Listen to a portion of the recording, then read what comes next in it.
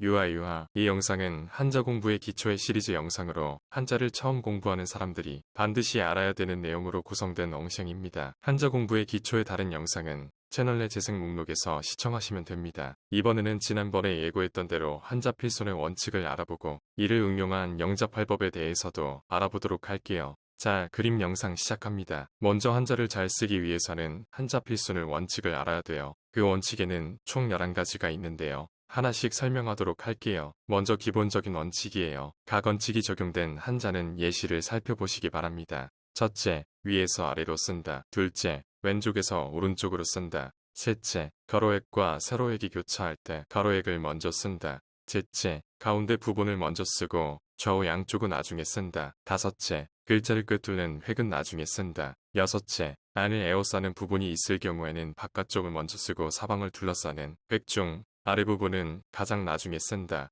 일곱째, 삐침과 파임이 있을 때에는 삐침을 먼저 쓴다. 단, 힘력자는 삐침을 나중에 써야 돼요.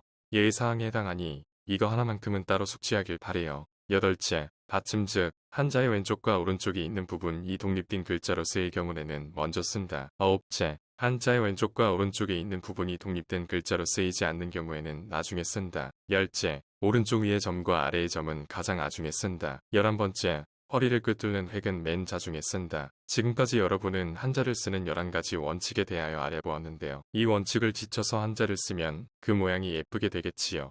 이 원칙들이 어떻게 적용되는지 영자팔법을 통해 알아보도록 해요. 영자팔법은 서예를 공부하는 사람들이 한자의 표준 필획이 모두 적용된 뒤에 영자를 통해 한자 쓰는 방법을 학습해왔어요. 여전히 한자, 서예 중 표준 자형을 쓰는 방법을 배우려면 반드시 영자팔법을 거쳐가게 된답니다.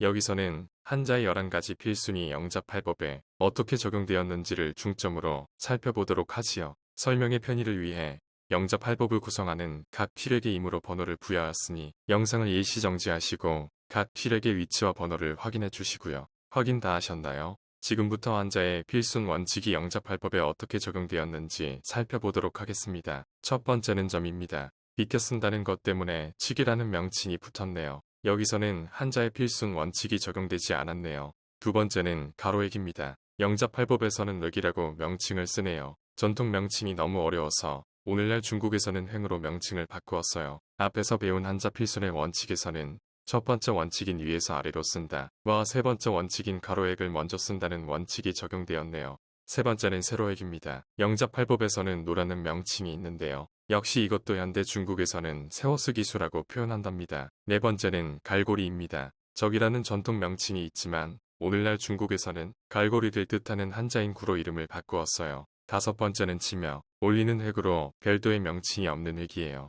인쇄체에서는 그저 두 번째 획인 가로획과 거의 동일해 보이는데요. 서예체에서는 엄연히 다른 필획입니다. 보이는 게 전부가 아니라는 점 명심하시고 인쇄체와 서예체의 차이를 자세하게 살펴보고 넘어가도록 해요. 여섯 번째는 삐침입니다. 영자팔법에서는 전통적으로 락이라는 명칭이 있다는 것만 알고 넘어가면 됩니다. 일곱 번째는 짧은 삐침인데요. 영자팔법에 따르면 새가 먹잇감을 쪼듯 빠르고 강렬하게 쓰라고 하네요. 여덟 번째는 파입입니다. 영자팔법에서는 책이라는 명칭이 있네요. 여섯 번째부터 여덟 번째에서는 한자 필순의 일곱 번째 원칙인 삐침을 파임보다 먼저 쓴다가 적용되어 있네요. 지금까지 한자의 필순 원칙 11지를 알아보고 영자팔법에서 어떻게 원칙이 적용되었는지 살펴보았는데요. 이번 영상에 나온 받침이라는 용어 생소하시죠? 받침은 부수의 명칭 중 하나인데요. 다음 영상에서는 이번 영상에서 나온 받침과 같은 부수의 명칭과 위치에 대하여 알아보도록 하지요.